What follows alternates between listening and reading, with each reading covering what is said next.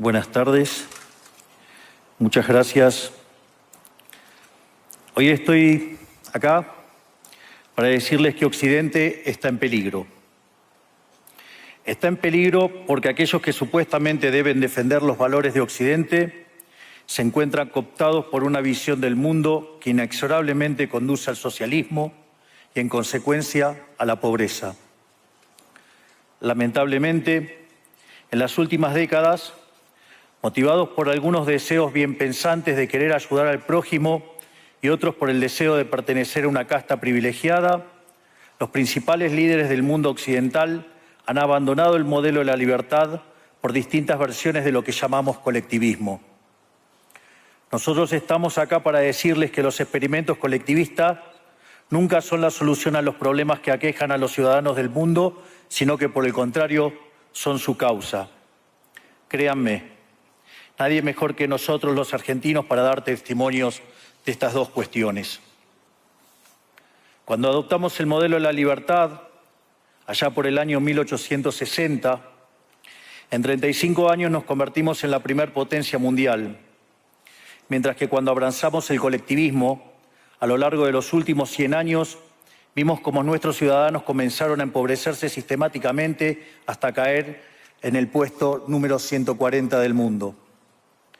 Pero antes de poder dar esta discusión, sería importante que primero viéramos los datos que sustentan por qué el capitalismo de libre empresa no solo es un sistema posible para terminar con la pobreza del mundo, sino que es el único sistema moralmente deseable para lograrlo. Si consideramos la historia del progreso económico, podemos ver cómo desde el año 0 hasta el año 1800 aproximadamente, el PBI per cápita del mundo prácticamente se mantuvo constante durante todo el periodo de referencia. Si uno mira un gráfico de la evolución del crecimiento económico a lo largo de la historia de la humanidad, uno estaría viendo un gráfico con la forma de un palo de hockey, una función exponencial que se mantuvo constante durante el 90% del tiempo y se dispara exponencialmente a partir del siglo XIX. La única excepción a esta historia de estancamiento se dio a finales del siglo XV con el descubrimiento de América. Pero salvando esta excepción, a lo largo de todo el periodo entre el año 0 y el año 1800, el PBI per cápita a nivel global se mantuvo estancado. Ahora bien, no solo que el capitalismo generó una explosión de riqueza desde el momento que se adoptó como sistema económico, sino que, si uno analiza los datos, lo que se observa es que el crecimiento se viene acelerando a lo largo de todo el periodo. Durante todo el periodo comprendido entre el año 0 y el 1800, la tasa de crecimiento del PBI per cápita se mantuvo estable en torno al 0,02% anual, es decir, prácticamente sin crecimiento. A partir del siglo XIX, con la Revolución Industrial, la tasa de crecimiento pasa al 0,66%. A ese ritmo, para duplicar el PBI per cápita, se necesitarían crecer durante 107 años. Ahora bien, si observamos el periodo entre 1900 y 1950, la tasa de crecimiento se acelera al 1,36% anual. Ya no necesitamos 107 años para duplicar el PBI per cápita, sino 66. Y si tomamos el periodo comprendido entre 1950 y el año 2000, vemos que la tasa de crecimiento fue de 2,1% anual, lo que derivaría en que en solo 33 años podríamos duplicar el PBI per cápita del mundo. Esta tendencia, lejos de detenerse, se mantiene viva aún hoy. Si tomamos el periodo entre el año 2000 y el 2023, la tasa de crecimiento volvió a acelerar el 3% anual, lo que implica que podríamos duplicar nuestro PBI per cápita en el mundo en tan solo 23 años. Ahora bien, cuando se estudia el PBI per cápita desde el año 1800 al día de hoy, lo que se observa es que luego de la revolución industrial, el PBI per cápita mundial se multiplicó por más de 15 veces, generando una explosión de riqueza que sacó de la pobreza al 90% de la población mundial. No debemos olvidar nunca que para el año 1800, cerca del 95% de la población mundial vivía en la pobreza más extrema, mientras que ese número cayó al 5% para el año 2020, previo a la pandemia. La conclusión es obvia. Lejos de ser la causa de nuestros problemas, el capitalismo de libre empresa como sistema económico es la única herramienta que tenemos para terminar con el hambre, la pobreza y la indigencia a lo largo y a lo ancho de todo el planeta. La evidencia empírica es incuestionable. Por eso, como no cabe duda de que el capitalismo de libre mercado es superior en términos productivos, la doxa de izquierda ha atacado al capitalismo por sus cuestiones de moralidad, por ser, según ellos, dicen sus detractores, que es injusto. Dicen que el capitalismo es malo porque es individualista y que el colectivismo es bueno porque es altruista, con la ajena. Y en consecuencia bregan por la justicia social.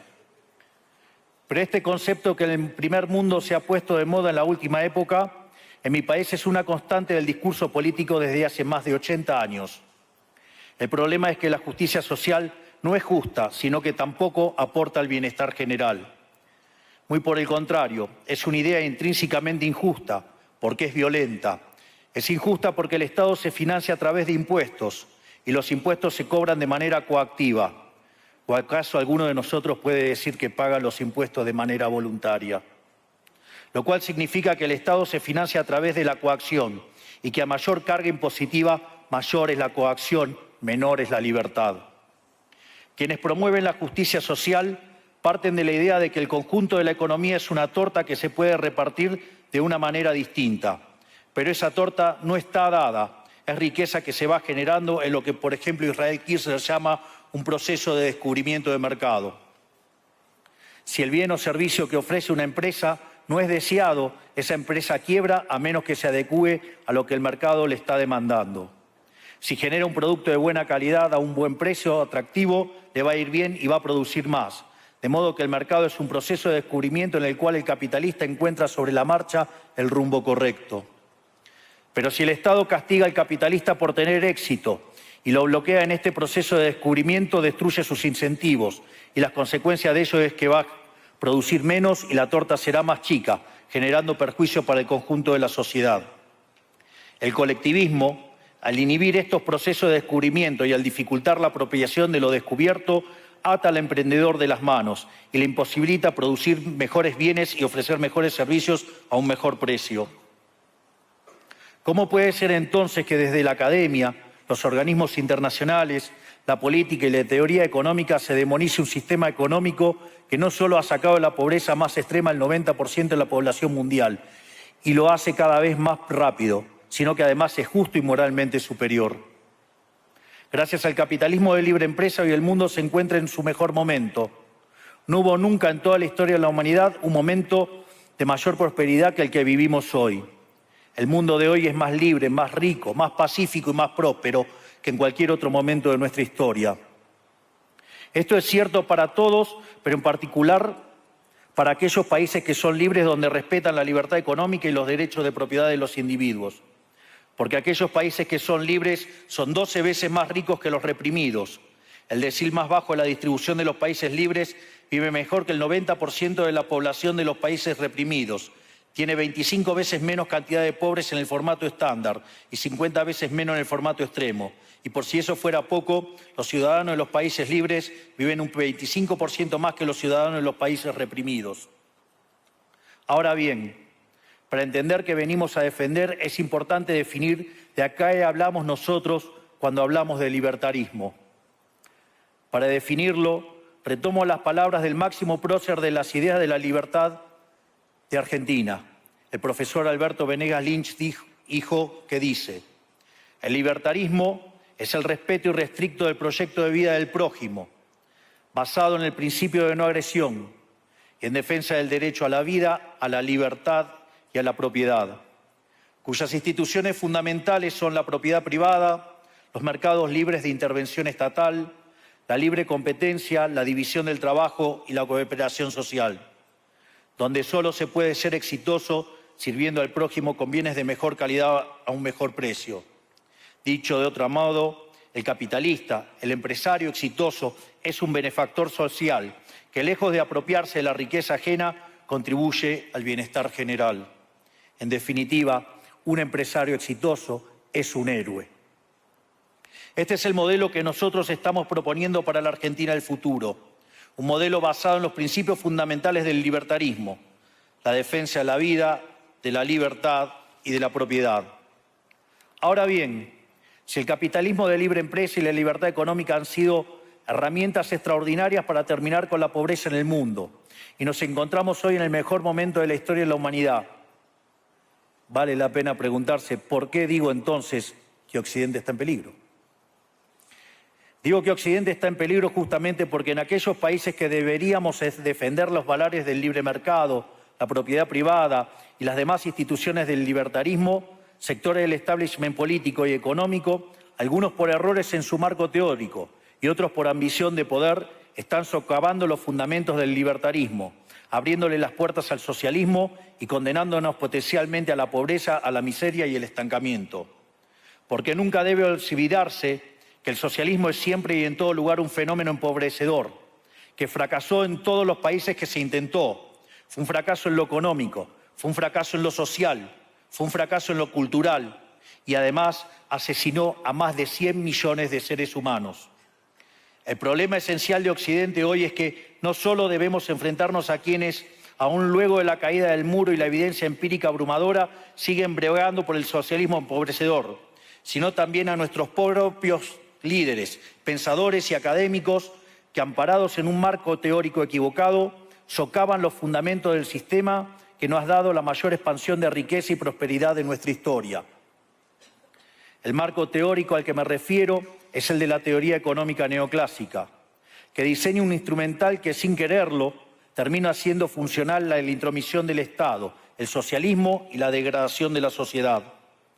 El problema de los neoclásicos es que, como el modelo del que se enamoraron no mapea contra la realidad, atribuyen el error al supuesto fallo del mercado, en vez de revisar las premisas de su modelo. Sobre pretexto de un supuesto fallo de mercado, se introducen regulaciones que lo único que generan es distorsiones en el sistema de precios que impiden el cálculo económico y, en consecuencia, el ahorro, la inversión y el crecimiento. Este problema radica esencialmente en que ni siquiera los economistas supuestamente libertarios comprenden qué es el mercado, ya que si se comprendiera, se vería rápidamente que es imposible que exista algo así como un fallo de mercado. El mercado no es una mera descripción gráfica de una curva de oferta y otra de demanda en un gráfico. El mercado es un mecanismo de cooperación social donde se intercambian voluntariamente derechos de propiedad. Por lo tanto, dada esta definición, hablar de fallo de mercado es un oxímoron. No existe el fallo de mercados. Si las transacciones son voluntarias, el único contexto en el que puede haber un fallo de mercado es si hay coacción. Y el único con la capacidad de coaccionar de manera generalizada es el Estado, que tiene el monopolio de la violencia. En consecuencia, si alguien considera que hay un fallo de mercado, les recomendaría que revisen si hay intervención estatal en el medio. Y si encuentran que no hay intervención estatal en el medio, les sugiero que hagan de nuevo el análisis porque definitivamente está mal. Los fallos de mercado no existen. Un ejemplo de los supuestos fallos de mercado que describen los neoclásicos son las estructuras concentradas de la economía. Sin embargo, sin funciones que presenten rendimientos crecientes a escala, cuya contrapartida son las estructuras concentradas de la economía, no podríamos explicar el crecimiento económico desde el año 1800 hasta hoy. Fíjense qué interesante. Desde el año 1800 en adelante, con la población multiplicándose más de 8 o 9 veces, el producto per cápita creció más de 15 veces. Es decir, existen rendimientos crecientes. Eso llevó la pobreza extrema del 95% al 5%. Sin embargo, esas presencias de rendimientos crecientes implican estructuras concentradas, lo que se llamaría, por ejemplo, un monopolio. ¿Cómo puede ser que algo que haya generado tanto bienestar para la teoría neoclásica, eso es un fallo de mercado? Economistas neoclásicos, salgan de la caja. Cuando el modelo falla, no hay que enojarse con la realidad, hay que enojarse con el modelo y cambiarlo. El dilema que enfrenta el modelo neoclásico es que dicen querer perfeccionar el funcionamiento del mercado atacando lo que ellos consideran fallos, pero al hacerlo no solo abren las puertas del socialismo, sino que atentan contra el crecimiento económico.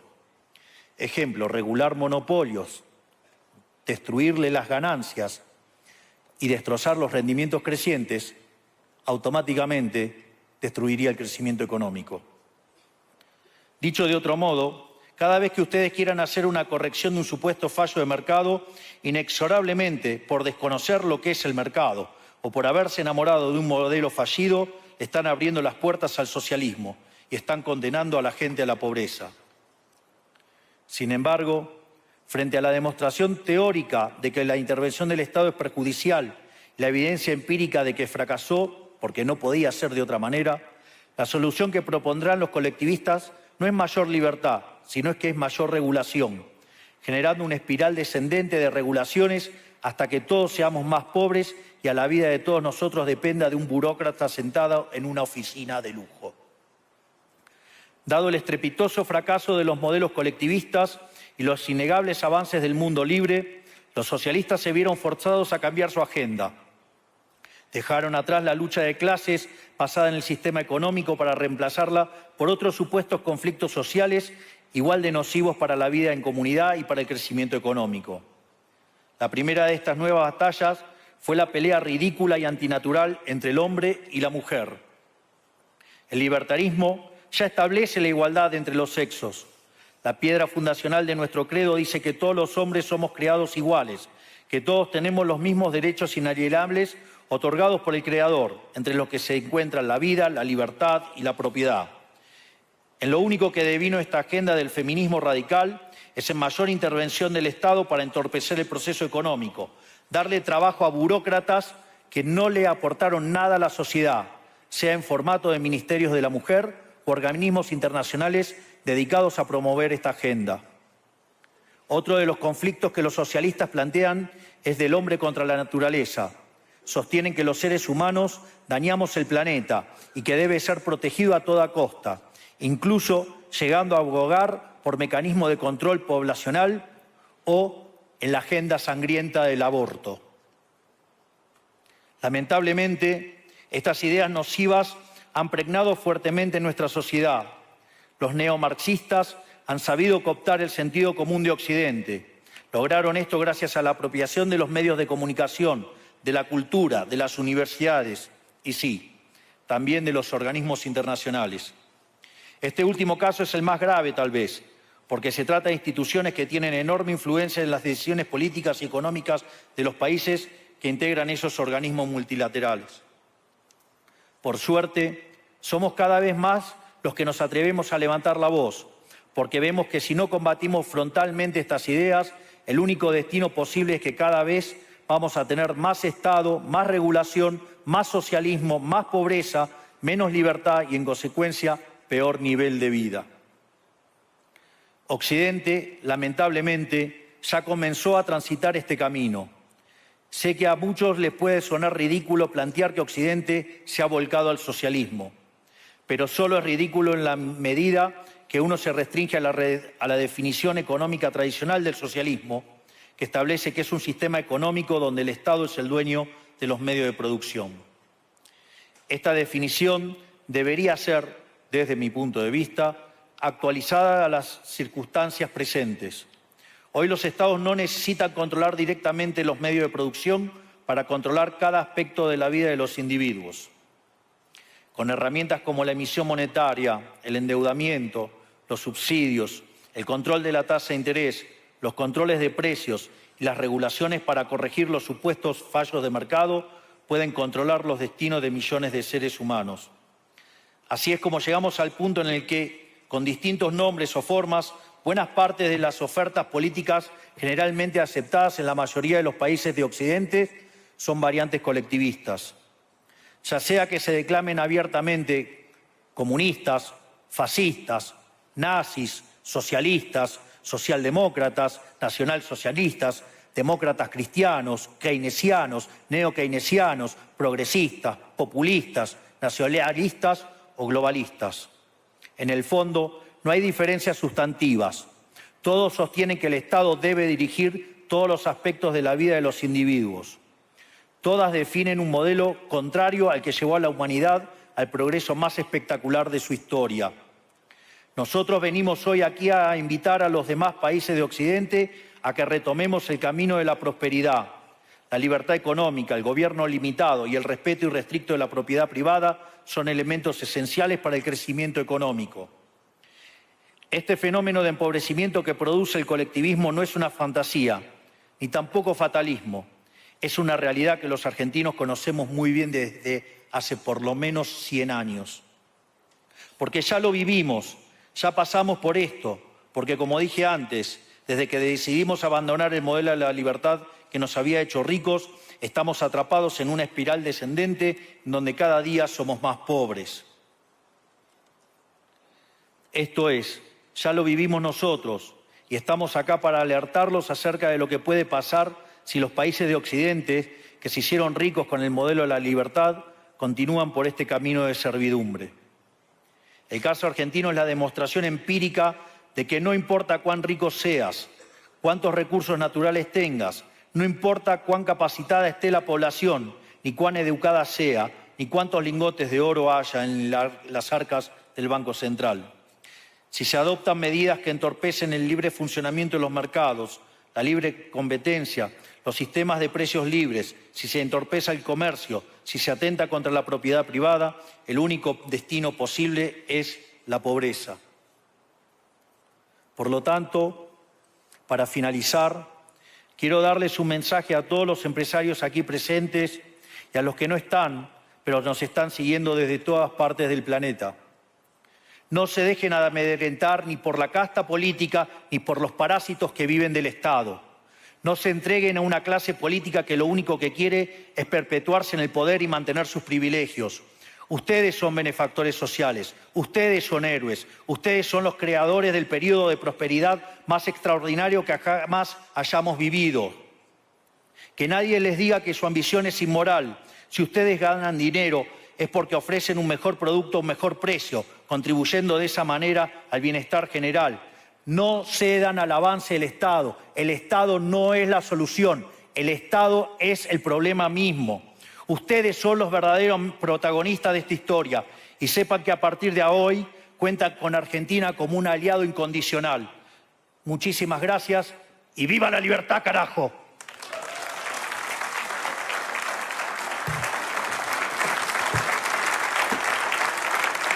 Gracias, presidente. Muchísimas gracias. Gracias.